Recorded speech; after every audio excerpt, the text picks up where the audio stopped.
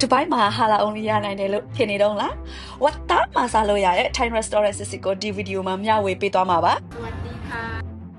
Dubai မှာစိုက်တိုင်းနီးပါ Watta ပေါ်မှာစားလို့မရနိုင်ဘူးဆိုတာသိကြမှာပါနော်။စိုက်တော်များများမှာအတိက menu အနေနဲ့ halal only ဝန်ဆောင်မှုပေးတာမျိုးပါ။အမဲတာစိတ်သားတိုးသားအပြင်ကြက်သားနဲ့ seafood တွေကတော့စိုက်တိုင်းနီးပါမှာရနိုင်ပေမဲ့ Watta ဖြစ်တဲ့ non halal food ကိုတော့ရောင်းချခွင့် license ရှိမှရနိုင်တာမျိုးပါ။ Dubai မြို့ရဲ့လူရည်ထွတ်ထပ်ပြီး popular ဖြစ်ကြတဲ့ JBR, Jumeirah, Marina, Mall of Emirates, and Dera and so on ဒီ location တွေက non halal food ရရှိတော့ Dera က Thai restaurant တခုရောက်ရှိနေတာပါ။ဒီနေ့ဒါကNeo Thai restaurant မှာဒီနေ့ပါရီစားလဲဘာတွေကိုတောင်းလဲဆိုမိတ်ဆက်ပေးပြရစီပါရှင်။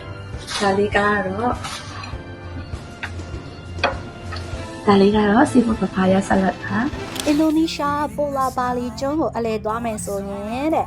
ဂီလီကျွန်းဆိုတဲ့နာမည်လေးကိုပေါ့နော်အဲ့ဒီကျွန်းလေးကိုအရောက်သွားပါတဲ့အခုလဲမေကအဲ့ဒီဂီလီကျွန်းဆိုတဲ့ကျွန်းသေးသေးလေးကိုသွားမှာဖြစ်ပါတယ်အမှလူတွေပဲကြည့်လိုက်နိုင်ငံသားတွေအများကြီးပဲတင်ပေါ်ကလည်းအကြီးကြီး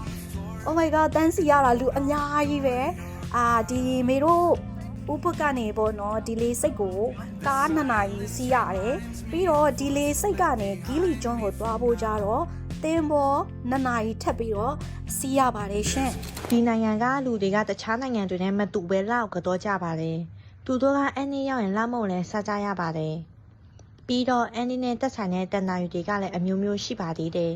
လာမလို့ခေါ်တဲ့မုတ်ဖြစ်လာခဲ့တဲ့ရာဇဝင်တွေကလည်းအရန်ကိုစိတ်ဝင်စားဖို့ကောင်းပါတယ်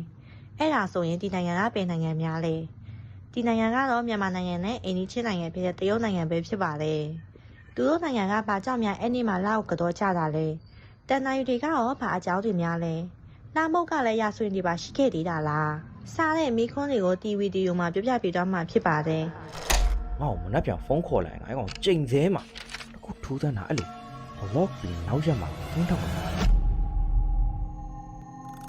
အခုဒီဗီဒီယိုကြည့်နေရဆိုရင်ကျွန်တော်ပြောပြရဲ့ဖုန်းနံပါတ်ကဖုန်းဆက်လာရင်လုံးဝမကင်မိပါစေနဲ့ဗျတပတ်လောက်ရှိပြီ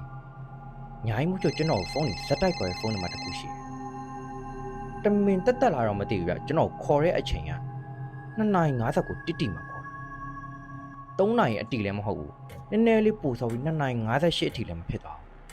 2:50ကိုတိတိတိုင်းမှာခေါ်တာကျွန်တော်တော့လန့်တယ်အဲ့လို prank call လောက်ကထား stock နေရပြီဖြစ်မှာဆိုရင်ဆိုကျွန်တော်ကအဲ့နံပါတ် block ထားလိုက်တော့အခုထူးဆန်းတာအဲ့လို block ပြီးနောက်ရက်မှာဖုန်းထောက်ဝင်တာ